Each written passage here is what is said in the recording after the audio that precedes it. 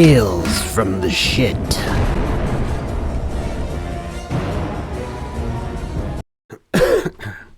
I throw that M for MAGA. Know what I mean? Red hat on my head. I support the regime. Oh, hey, tripod. It's story time already. Oh, what am I up to?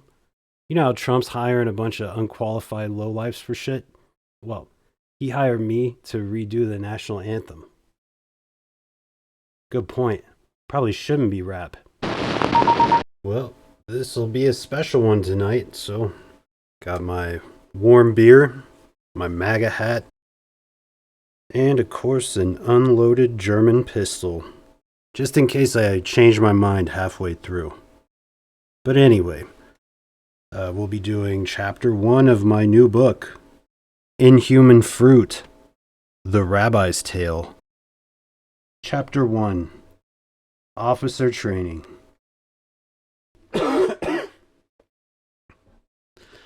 People call me the Rabbi, probably because I dress like one. I'm an operative for the Lord, and I look like whatever you want me to look like, except for the fact I'm white. Now, I'm sure those without faith, the more intelligent, will find this tale hard to believe. But, believe it or not, everything is totally true, which I mean in the Trumpian sense. So, the one thing I'd always wanted to do is go to Washington, D.C. to spend the day with the Capitol Police. This wasn't out of a creepy overabundance of patriotism, which I have, but because I wanted to work inside, in the air conditioning. That, and I wanted to see what cops actually do, you know, the day-to-day. Since I'm a multiple felon, I know that's hard to believe, but policing has to be more than planting guns and hiding bodies. Well, despite the fact I'm a celebrated man of the cloth with 2 Ph.Ds, it took a lot to get their attention. Somewhere around like 600 emails, a massive effort. This made it clear that even though I'm high up on the watch list, I'm down low on importance. However, through sheer perseverance and the grace of God, the day finally arrived. I heard back from the Capitol Police. They told me to come by sometime in early January. Can't remember what day it was, but as fate would have it, I wasn't doing shit else. Getting into D.C. was no big deal. I rode the train and kept to myself in a cloud of quiet contemplation. I got off at my stop and, being white trash aristocracy, walked the rest of the way to the Capitol. When I got there, I was surprised by the amount of people. The feds had really rolled out the red carpet, but I felt I deserved it. If anything, the crowd was too small, especially for a doctor of metaphysics. Still, I understand crowd work, so I put on my best happy to be here grin and approached them without a care in the world. I was ready to greet my fans. But as I closed in on them, my grin faded. Fact is, I was sorely disappointed. Nobody in the mob paid me much mind. See, I'd smoked so much weed before and on the train, I never realized these people weren't my fans at all. They were too angry, too white, and too fucking straight. In actuality, I'd forced my way through a horde of Trumpites to get to the Capitol. It's a little difficult to recall the specifics, but I suppose it's possible I climbed a police barrier. Now, I'm sure you get where I'm going with this. I was there on January 6th. But, with the weed and all, it wasn't that big of a deal. Despite my normal abundance of well-placed paranoia, crowds don't bother me much. And believe me when I say your boy can handle a fisting. Closed, open, doesn't matter. I've had it, and I've walked away. Anyway, after I squoze inside the Capitol building, well, that's when I noticed the cops seemed a bit preoccupied. So I grabbed the one closest to me, though she was paralyzed in fright. Irregardless of the potential fall of democracy, I needed to figure out where I was supposed to go. But the cop I grabbed, she was like overwhelmed, and that's nothing against like the whole of she's either. It's just this one specifically was anchored in place. No doubt the result of shock. Keep in mind, I was so blitzed at the time I had no idea what was up. I was aware, though, that a nervous energy pervaded the air. It was clear, even to me, that something was amuck. But when things are going south, I know there's one man I can always count on. My main man, Jesus Christ. Since I kind of glossed this over, let me explain.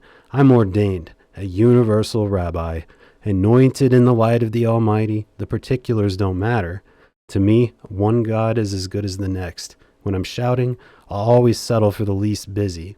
But between us, I've always felt a special connection with the Christ. So, thinking of him, I use my God voodoo to calm that lady officer right the fuck down. Oh shit. One more thing I forgot to mention. I was cross-dressing as a Catholic priest. Not out of necessity or preference. In D.C., it was a fashion choice that helped me fit in. The collar got me the respect I deserved and kept the kids away. If you want to be technical, I guess it's kind of like stolen valor, but it's not like I wore it for the discounts. Anyway, the cop I grabbed, she clearly wasn't high enough to handle the situation. Poor kid was messed up. So, I offered her the only high I had available, the spiritual variety, you dig? I told her, my child, times like these bring us closer to the Almighty. The fear in her eyes struck me as strange. Then I remembered I was dressed as a priest and just said the word child.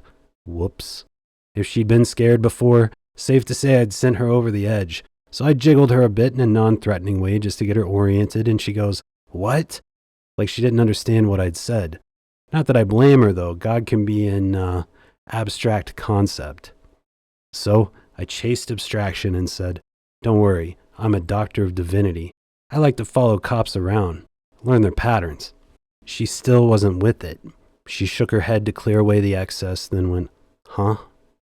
To solidify my credentials, I told her, I gave ample notification of my arrival. I sent over 600 emails. I saw this look in her eyes that told me she'd heard of me. Her hand went to her service weapon and she said, "That's you? Your email guy?" I touched, not held, her arm to transfer some of my calming energy, courtesy of the Christ. I told her, "Easy, my child. They vetted me. It's kosher." She looked at me with renewed intensity and heightened scrutiny. Her brow furrowed, and I could tell she didn't buy it. She asked, "Child? Kosher?" Sometimes, even when I'm channeling the Jesus, things get twisted, negative to negative, and the energy just doesn't transfer. Since her hand was still on her weapon, I quickly explained, "I'm a universal rabbi, a man of the cloth. Us religious nuts say weird shit all the time." Since I had her attention, I flashed a couple signs from when I banged with the Crips, then my credentials. I told her, "See, I'm legit." That's when, for sure, she understood. I don't know why, but when I say shit, people believe me. But anyway, since I'd won her over, she patiently shouted, "What are you doing here?" Displaying a sort of divine calm, I told her, "Someone owes me a tour to show me what goes on around here." She didn't entirely follow, so I added, "I'm a VIP." She blinked, then looked around. I detected a bit of randomness in her motions. Then she yelled, "Today?" I picked up on her panic. Her voice contained a certain shrillness I knew all too well. I'd made the same sound the 9th time I did ayahuasca in the desert, meaning I know hysteria when I see it. So I got her attention the same way my shaman did, by clapping non-violently in front of her face. Then I told her, "Yes, today. They told me to pick out a cop, and I'm picking you." This wasn't the entire truth, but that kid needed direction. That's why I added, "Come on, the Lord is patient. I am not." Believe it or not, she decided to cop an attitude, no pun intended. She goes, "Aren't you with them?"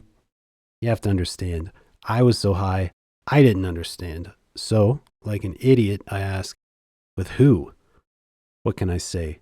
As a straight white male, I hate being lumped in with anyone. But the officer had no time for my feelings. She pointed down one of the corridors and said emphatically, "With them." And for the sake of our story, that's when the first parts of the Trumpite horde began to press into the police line. High or not, I recognized frailty. I could tell the cops were exhausted. The line wasn't going to hold. The heightened situation sent my chosen officer into renewed shock, but had no effect on me. This is probably pretty obvious, but you can't talk like I do and not find yourself on the receiving end of a few mobs. It's a given. Anyway, when the police were exhausted, that's when the first of the Trumpites began to pour through. That mob of witless fascists, the members of the MAGA horde, bleached foul and sent to defile the Capitol. As bad as that was, one thing specifically infuriated me.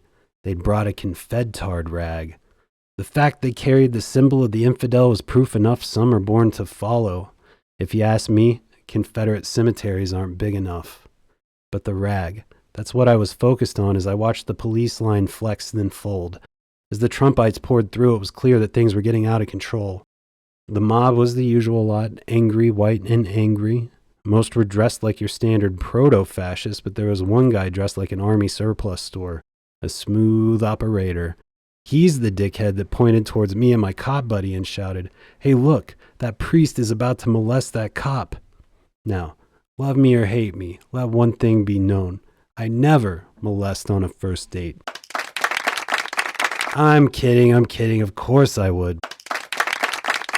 But other than that, I had an important decision to make. I knew the Klansmen in the mob would never take the time to let a Catholic priest explain. Even if they did, I'd end up revealing I'm a universal rabbi in disguise, which, as a faith traitor, would condemn me to a more gruesome death. Now, don't worry, your boy thinks fast. As the red-hatted mass advanced, I remembered something they'd never bothered to learn. That is to say, basic math. There was no fucking way me and that cop could fend them off. There were too many of them. So, since she was paralyzed, I grabbed her and we ran down the hall. Say what you want, but as a feminist, I couldn't let her die alone. I don't know if you've ever been to the Capitol, but the place is a fucking maze. Not to mention, I was heroically hustling a fully geared policewoman down the corridors, kinda maybe sorta against her will. She was still semi-frozen in fear, so I continued with the small talk to try and bring her back. I wanted her to know that, despite my VIP status, I too was a man of the people. We shared the same problems, the same pain, and I was just sure of it, a lot of the same hobbies. She didn't seem to pay much mind, though, and baby stepped forward as quickly as she could. We were only a few minutes into our private tour when all of a sudden this guy with horns burst through a window. Like, he didn't have horns, he was wearing a tribal appropriation costume. Or, since I don't want to be quick to pass judgment, maybe he was a fucking druid or something, I don't know. Didn't have time to ask. All I know is he had the certain type of crazy in his eyes I recognized. I knew if I ever got lucky enough to have a cult, foreshadowing, I'd want my followers to look just like that. But the shaman guy had no sooner bust through the window when he pointed at us and shouted, "Hey, that priest disguised a kid as a cop." For so few words, the accusation reeked in conspiracy. For some reason, though, all involved froze in place. Then, after a short silence, the mob poured forth a tirade so foul I refused to repeat it. It involved shit like, kill the pedo, strangle him, etc. The only one that even got close to the truth was a stoner loser that shouted, "He wants her adrenochrome." But fact is, I always want adrenochrome, so it was just a lucky guess. Then there was this one guy, an outlier, who hadn't been paying attention to the overall theme. Hoarsely, he shouted, "Hang Mike Pence." But fact is, nobody seemed to notice or care, a snub more painful than hanging. But right then is when the cop stepped between me and the Viking, which was fine. I'm a hired geek. I shouldn't be put in the position to protect and serve. But as I looked on, I realized I totally misread the situation. She had it well under control. I'm not sure why. Probably that ass. But I trusted her explicitly. She poked one hand out towards the mob, put the other on her service weapon, and shouted, "Freeze, dirtbags!" It was all 5'0" of her against the mob, and yes, I was smitten. Needless to say, me, Horny, and the rest of the mob followed her command without hesitation. She was magnificent. Had she only asked, we'd have fallen on our knees and submitted to her authority. That, and I'd fuck her. Truth be told, if it had just been me and the guy with horns, my police escort would have had things well under control. But even if they weren't good at math, they could see they had a distinct numerical advantage. They didn't march on the Capitol to be stopped by religion or the law. And that's when it dawned on me. Despite how stupid it looked, no matter what costume it wore, the threat was real. What sucks is you can't hate them for it. I can't, not as a person of the cloth. If I believed that my country had been stolen by a cabal of blood-sucking pedophiles, well, I'd definitely be on the streets with my fucking AR. But, thing is, I'm not that fucking stupid. As a student of history, I question any conspiracy's motives when I notice, surprise, the whole fucking thing loops back to Judaism. Doesn't matter if it is George Soros. But deep down, what really hurt, what really made me enraged was the fact these motherfuckers read the protocols and consider my gospels trash. For a bunch of illiterates, they're fucking harsh critics. But all that aside, my police buddy and I were grossly outnumbered. That, and it's not like I'd be stupid enough to carry my piece to the Capitol. Would I look like a crazy person? Patriot or not, I wasn't about to gift the Trumpites martyr PR, Boston Massacre style. They foam at the mouth with fake excuses. I can only imagine what would happen if they smelled actual blood.